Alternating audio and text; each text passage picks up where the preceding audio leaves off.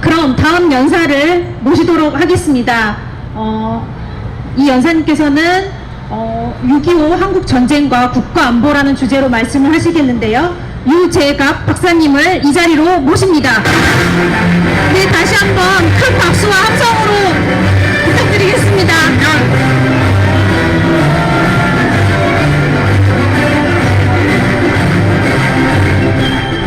여러분 안녕하십니까. 이 더위에 오늘도 나와주셔서 감사합니다.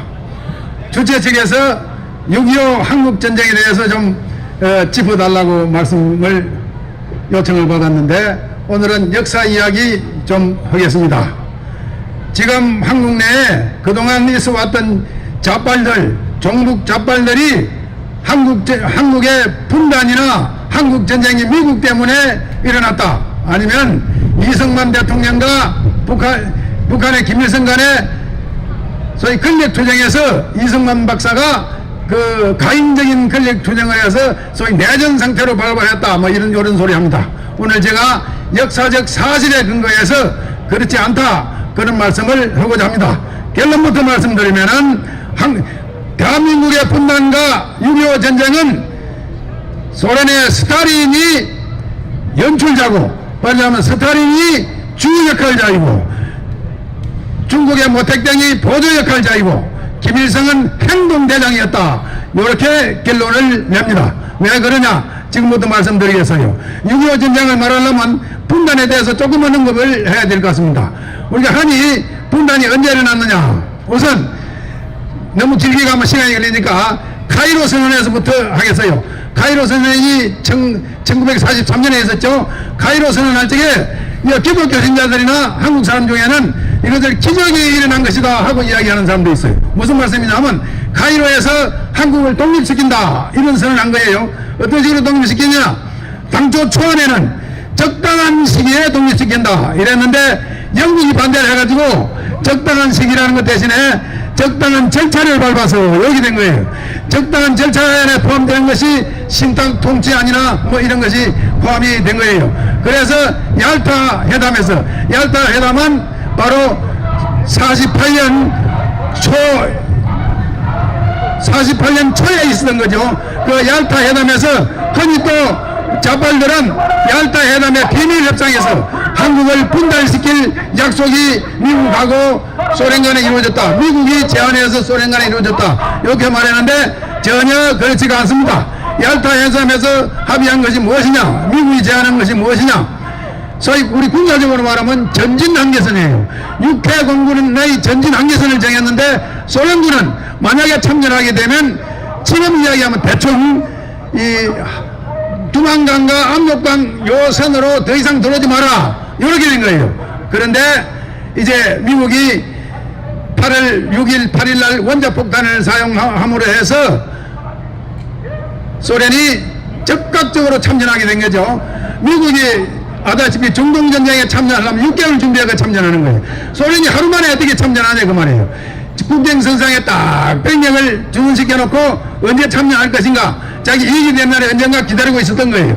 그래서 바로 참전한 것이 8월 9일입니다. 그래서 무조건 하고 밀고 내려오니까 전진 한계선으로 설정된 걸 넘어서 한반도로 들어오니까 미국이 못 들어오게 막은 거예요. 무조건 하고 들어오기 때문에 미국이 말하자면 그 본스틸 대령이라든지 등등 미국 국방성에서 여기까지 이상은 더 들어오지 마라, 그게 38선입니다. 한국을 지키기 위해서 말하자면 항구가 있고 수도가 있고 한 것을 보호해야 되겠다 해서 대충 보니까 38선이란 말이죠. 그래서 38선 끄는 거예요. 결론을 말씀드리면은 이 38선은 분단시킨 것이 아니고 소련군이 더 이상 못 오게 하는 것, 다시 말해서 한국을 반이라도 건진 그러한 조치를 취한 것이다, 이렇게 말씀드릴 수가 있어요. 예. 그런데 이제는 전쟁으로 치달아가는 것입니다. 원래 스탈린은 일본을 분점하는 것이 목적이었어요. 일본을 분점하는 것이 목적이었는데 그것이 뜻대로 안 되니까 한반도를 점령하는 것이 목적이었습니다. 그래서 처음부터 작전을 시작했죠. 그래서 이 김일성으로 오라 뭐 해서 김일성이 48년 보면 스탈린을 방문했던 거 아니에요. 그런데 아다시피 깡패 집단에 가면요, 깡패 보고 너 이거 해라 저거 해라 시키잖아요. 깡패라고 이건 제가 하겠습니다. 어떻게 하면 됩니까? 하고 물어보라 그런 거죠. 그래서 김일성이 모택동도 만나고 스탈린도 만나게 된 거예요. 다만 언제 하느냐? 스탈린도 여름이 아니고 조금 가을쯤 가면 안 좋겠느냐 이런 생각을 하게 된 거예요. 그런데 스탈린이 남한을 공격해야 되겠다는 그 결심을 하게 된 것은 바로 미국이 48년 1월에 소위 에치선 국무장관이 에치선선이라고 해가지고 소위 미국의 극동 방위선에서 한국은 제외되고 한국하고 대만하고 제외된다. 그것을 스탈린이 알고서 바로 작전 개시하게 된 거예요. 이것을 자빨대는 뭐라고 말하냐? 미국이 전쟁을 유도했다 이렇게 말해요. 그런 사실에 근거한 것이 전혀 아닙니다. 왜 그러냐? 당시에 미국은 이제 동아시아에서 전쟁이 끝나면 군대를 유럽이 더 이어말 것 같아서 유럽으로 옮기려고 했어요. 유럽으로 옮기려면 동아시아에 있는 군대를 뽑아야 되거든. 그러면 유럽은 동아시아에 있는 군대를 유럽으로 옮기고 나서 어떻게 하느냐? 그 당시에 미국의 절대 무기가 전략 폭격이었어요. 전략 폭격. 전략 폭격으로 만약에 중국이 참전하더라도 전략 폭격으로 맞아볼 수 있다 이렇게 생각했어요. 이건 작전 판단의 미스였어요. 그래서 일회전술 같은 것을 전략 폭격으로 못 맞거든요. 작전 판단의 미스이긴 했지만은 그러나 애당초부터 전쟁을 유도하려는 것은 아니었어요. 그래서 바로 극동사령관 메가드 사령부에서 미군을 빼도 좋은데 전략 폭격으로 대응하겠다 이래서 합참에 보고를 했고 합참 의장이 보고를 해서 그 발표는 국무부에서 하는 거도 외무부에서 발표하는 거란 말이에요. 그래서 에치선 국무장관이 발표를 했던 것입니다. 이 말은 한국에서 군대를 빼서 유럽으로 옮기는 명분을 국민들에게 설명하기 위해서인 거예요. 그러니까 의도적으로 전혀 전쟁을 유인하기 위해서가 아니다 이런 말씀을 드리고, 그 다음에 스탈린은 전쟁을 준비하기 위해서 모든 무기를 북한에 제공했고 정찰 말하자면 모든 훈련을 북한이 담당하고 모택동을 설득해서 모택동이 참전하게끔 만들었던 것입니다. 그 예를 하나만 드릴게요. 모택동이 이미 만약에 김일성이 모택동을 방문했으니까 전쟁이 일어나 모택동이 지금 빨리 하지 말고 모택동도 스탈린처럼 나는 가을쯤 해라 그랬는데 김일성이 하겠다 그러니까 그러면 이런 식으로 해라. 세 가지 고치를 했어요. 하나는 뭐냐면 서울을 점령하지 마라. 서울을 우회하라. 뭐 이런 거 신속하게 남쪽으로 내려가라. 이런 게 했는데 서울에 들어오다가 전쟁이 지연되는 바람에 기회를 놓치게 된 거죠. 그래서 모택동이 뭐라고 약속했느냐? 미군이 만약 개입을 하면 중국이 나서 주겠다. 요 약속을 했어요. 근데 나중에 이것이 어떻게 해서 알게 되었느냐? 당시에 이제 중국이 개입하면 누구를 총사령관을 하나? 주덕이라는 사람, 모택동하고 군사하고 정치를 나눠 가지는 사람이거든요. 주덕을 사령관으로 시키기로 했어요. 근데 나중에 이제 10월 달에 정작 중공군이 들어올 적에 다시 이제 회의를 소집했어. 회의를 소집하고 하는데 그 당시 만주의 총사령관, 만주의 그 정치 담당관이 누구였냐면 고강이라는 사람이었어. 고강이 뭐라고 물었느냐?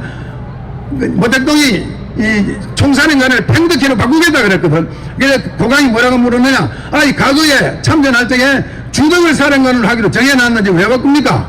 그러니까 사정이 달라져서 팽덕회를 바꾼다. 그래서 팽덕회가 들어왔던 거예요. 이 말은 뭐냐면 중국도 이미 참전하기로 결정이 돼 있었다 그 말씀입니다. 그러니까 모택동의 보조 역할과 스탈린의 계획을 한국에서 실현하고자 하는 것이 한국 전쟁이었다. 이렇게 보면 틀림이 없는 것이요. 그렇게 해서 전쟁이 일어났어요. 천하다행으로 이것이 유엔군이 빨리 참전을 함으로 해서 유엔군이 빨리 참전한 이유는 여러 가지 이유가 있습니다만은 이제 소련에 속은 것이 된 거죠. 이때 에치선이 좋은 역할을 했어요. 에치선이 좋은 역할을 하게끔 자극했던 사람이 필리핀 외무부 장관 로물로입니다. 로물로가 나중에 박정희 대통령 시대에 큰 표창도 받고 그랬어요. 로물로가 당시에 유엔의 안전보장 이사회 상임이사국과 비상임이사국 있을 적에 안전보장 이사회 여장국이었어요. 그래서 잘 알죠. 그런데 로물로하고 에치선하고 프린스턴 대학에서 명예박사학위를 같이 받았어. 명예박사학위를 같이 받았단 말이야. 같이 받을 적에 그게 이제 미국은 졸업식이 5월쯤이거든. 5월에 학기가 9월에 시작하니까 그때 로물로가 같이 나치 명예박사학위 받는 에지선을 집중적으로 연설을 통해서 공격을 해버렸어. 한국이랑 극동 지역이 네가 에지선 선언인가 뭐인가를 선언해가지고 요 모양이 지금 앞으로 어려운 사정이 됐다. 이게 집중적으로 공격을 받았어요. 왜 에지선이 그런 공격도 받고 해가지고 전쟁이 딱 일어났을 적에 에지선이 적극적으로 나선 거예요. 너무나도 적극적으로 나서 의장이니까 유엔 총장이나 이런 사람들 어린이 다 알거든. 그래가지고 빨리 무화가 대항해가지고 다행히 한국을 구할 수 있었습니다. 그러니까 미국은 분단 시대에 한국을 반쪽이라도 건져주는 역할을 했고, 전쟁 시대에 한국을 6.25 전쟁으로부터 건져주는 이런 역할을 했다. 그러니까 우리는 미국은 2번, 3번 우리의 은혜의 국가입니다. 그러니까 앞으로도 계속해서 미국과 관계를 갖는 것이 유리합니다. 왜 그러냐? 아까 이계성 선생님께서 말씀하셨는데, 장사꾼들은 절대 손해보는 일을 안 한다. 단 조건이 있습니다. 장사꾼은 자기 혼자 이익 보지 않는다. 상국국가는 반드시 상대에도 이익을 준다. 이런 이야기예요. 혼자 이익을 독점하지 않는다. 공산당 국가는 자기 혼자 이익을 독점합니다.